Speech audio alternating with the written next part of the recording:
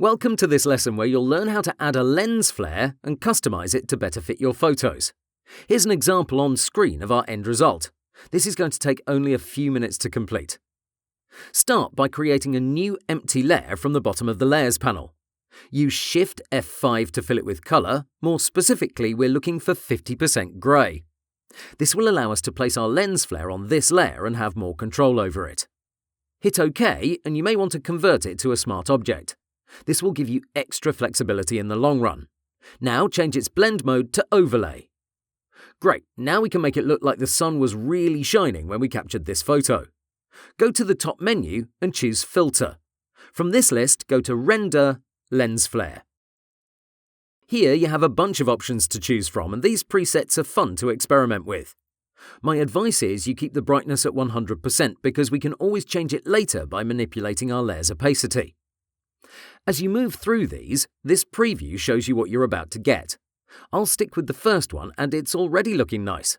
In case you want to adjust it, you can do so by clicking in this preview window. Considering our approach, that's not essential. The reason why I opted for a 50% grey layer is that I now get extra freedom to manipulate this lens flare. For example, I may want to soften it up with a blur. I'll go to Filter, Blur. From this list, let's go with the classic Gaussian blur.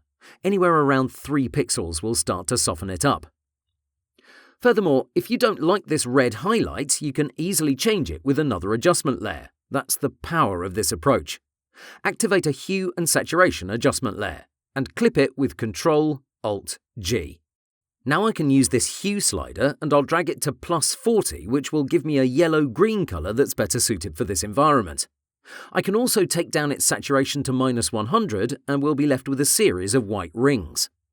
It all depends on the look you're trying to achieve, plus we can also use Ctrl-T and resize it to our heart's content. For example, I can enlarge it quite a lot. I can reposition it on the canvas or rotate it. Please note that when you resize it or move it dramatically, you may end up with these edges.